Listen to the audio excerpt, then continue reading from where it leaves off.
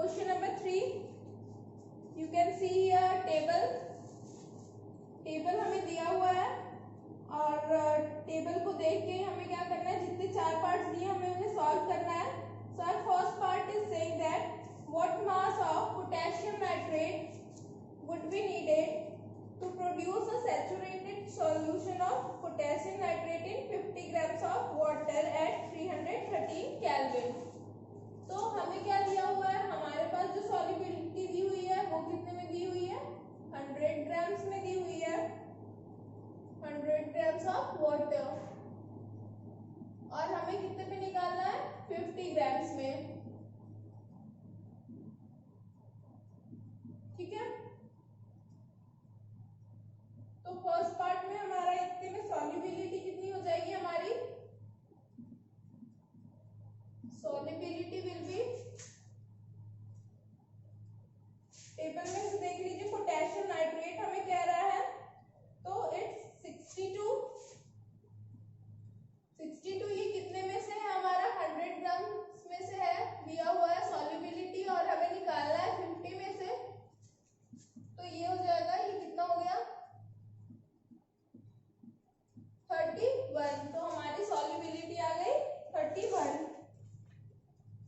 ठीक है, next question means next part is Pragya makes a saturated solution of potassium chloride in water at 353 kelvin and leaves the solution to cool at room temperature. What would she observe as the solution cools?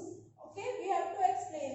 क्या बोल रहा है कि जो potassium chloride है, प्रज्ञा उसे क्या करती है, छोड़ देती है कूल होने के लिए, किस पे, रूम टेम्परेचर पे छोड़ देती है।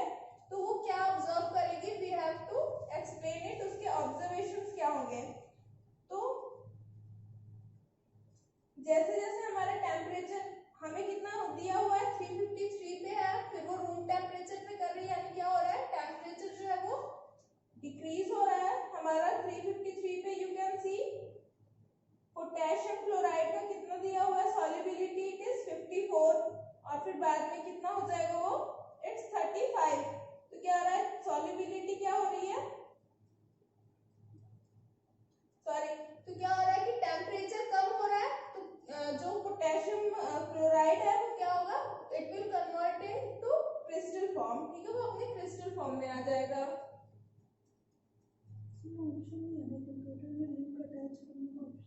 ठीक है, C part is the solubility of each salt at 293 kelvin. ठीक है, फाइंड करना है हमें which salt has the highest solubility at this temperature. तो हमें 293 पे देखना है, तो हमें दिया है पोटेशियम नाइट्रेट की कितनी हो जाएगी, it's 32 on 100। Second is sodium chloride, ये कितनी हो जाएगी, this much. Third is potassium chloride and fourth is ammonium chloride. ठीक है, ये हमारे पास दी हुई है। तो अब इसमें से हमें पूछा है कि which salt has highest solubility, तो highest solubility you can see ये किसकी है, अमोनिया क्लोराइड में दी हुई है। Fine, next is what is the effect of change of temperature on the solubility of a salt। तो आप इसमें देख सकते हैं कि जैसे जैसे हमारा टेम्परेचर जो है वो क्या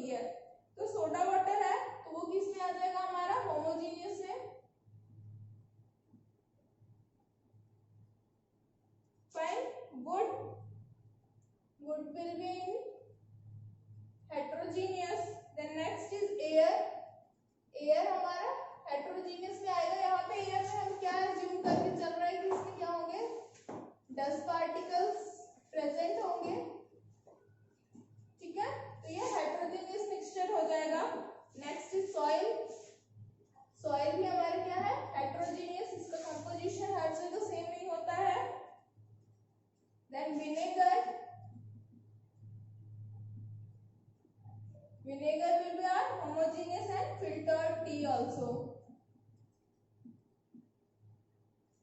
Fine. ये हमारा हो गया fifth question. Then sixth question is, how would you confirm that a colorless liquid given to you is pure water? तो क्या है कि हमें बोल रहा है कि ये अगर कोई आपको कलरलेस लिक्विड दे दिया गया तो आप कैसे क्लासिफाई करेंगे कि वो वाटर है, प्योर वाटर है या उसमें कुछ मिक्स है. तो हम we know that the boiling point of water is 100 degrees Celsius, so we will boil that liquid. If it will boil at 100 degrees Celsius, then it will be confirmed that it is a pure water. If there is a decrease or increase in the boiling point, then we will know that it is not pure. Next, move to the question number 7. Which of the following materials falls in the category of a pure substance? तो pure substance क्या होते हैं? मतलब कि जिसमें क्या हो, कोई भी एडल्टरेशन ना हो, कोई मिलावट ना हो, उसे हम क्या कहेंगे? Pure substances. ना, they are made up of same kind of atoms. तो फर्स्ट क्या है? First is our ice. तो आइस हो जाएगा हमारा, क्या हो जाएगा? प्योर सब्सटेंस हो जाएगा, क्योंकि इसमें सिर्फ क्या है? H2O के पार्टिकल सिर्फ ये है, तो ये हमारा प्योर हो जाएगा. Milk will be not pure, क्योंकि इसमें क्या हो जाएगा? फैट, प्रोटीन, ये सब मिलेंगे. ठीक है. फिर हो जाएगा iron. Iron will be pure. इसमें क्या है? सिर्फ Fe, हाइड्रोक्लोरिक एसिड, ये भी क्या है? हमारा प्योर है. कैल्शियम ऑक्साइड, ये भी क्या है? प्योर है. Mercury,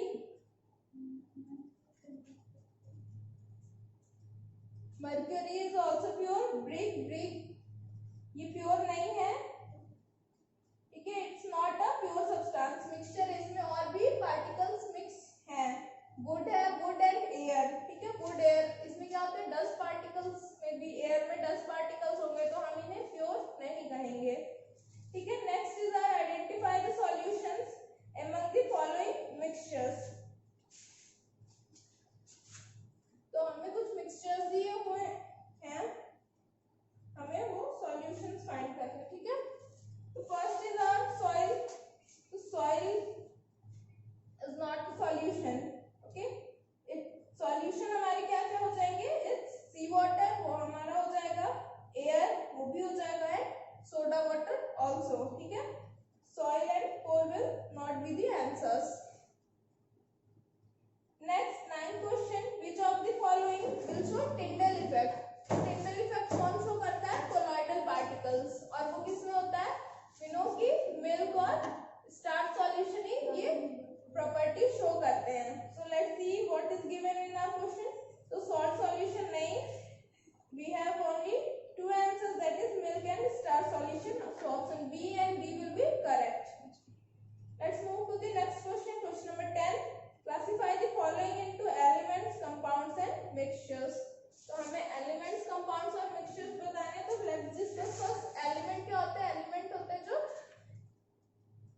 single type of atoms से मिलके बनते हैं. ठीक है. elements होते हैं. compounds और mixtures. मिक्सचर्स क्या होते हैं? दो या दो एलिमेंट से बनते हैं, but they do not form a compound. कोई नया प्रोडक्ट नहीं बनाते हैं. और कंपाउंड्स क्या होते हैं? They form a new compound, जिसकी प्रॉपर्टीज क्या होती है? प्रीवियस वन से या देयर कॉन्स्टिट्यूएंट पार्टिकल से क्या होती है? चेंज होती है. ठीक है. तो we have, let's make a chart of elements,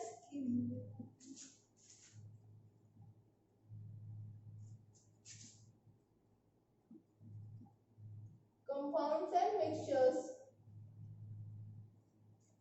ठीक है. तो हमारे पास सोडियम है. सोडियम सिंगल एटम है. इसमें ये क्या हो जाएगा? हमारा एलिमेंट हो जाएगा. Then soil. सॉइल क्या होगा? It's a mixture. Then sugar solution, it's also mixture.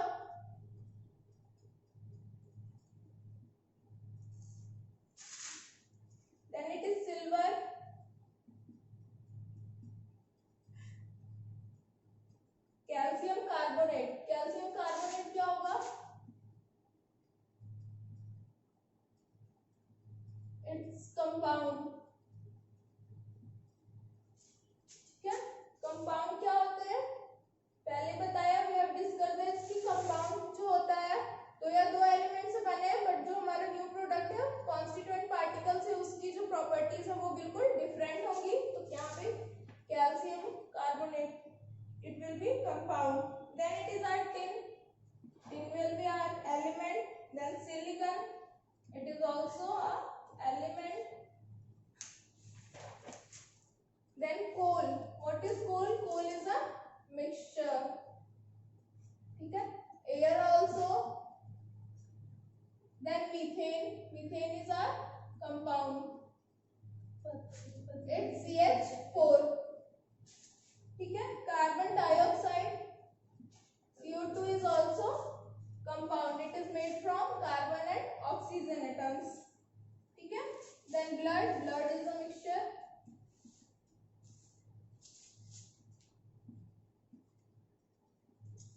So this is our answer. Next question is, which of the following are chemical changes? Chemical changes बताने हमें, chemical changes क्या होते हैं? अगर कोई reaction एक बार हो गया, मतलब फॉरवर्ड हो गई, वी गॉट द प्रोडक्ट, तो हम उसे रिवर्स नहीं कर सकते हैं, उसे ओरिजिनल स्टेट में नहीं वापस ला सकते हैं। फाइन। तो growth of a plant, it's a chemical change और अ फिजिकल चेंज। तो ये क्या होगा? केमिकल चेंज है, क्योंकि अगर प्लांट बड़ा हो गया हम वापस से उसे उसके इनिशियल स्टेज में नहीं ला सकते हैं। ठीक है? Rusting of iron, it's also chemical change, chemical reactions are taking place. और फिर अगर आयरन रस्ट हो गया तो हम उसे वापस से प्योर फॉर्म में नहीं ला सकते हैं। Mixing of iron filings and sand, तो mixing of iron filings and sands है, तो आयरन फिलिंग से हम ये क्या करेंगे, हम इसे वापस से जो हमारा आयरन फिलिंग्स है, सैंड है, दोनों को क्या कर सकते हैं, अलग अलग कर सकते हैं। तो ये हमारे किसमें आएगा? It is a physical change, not a chemical change. Fine. Cooking of food, it's a chemical change. Digestion of food, it's also a chemical change. Freezing of water, freezing of water क्या होगा? ये chemical change नहीं है, क्योंकि अगर हमने एक बार उसे freeze कर दिया तो क्या कर सकते हैं, अगर आप कुछ देर उसे नॉर्मल रूम टेम्परेचर पे रख देंगे, it will again convert to water, liquid. Next is burning of candle.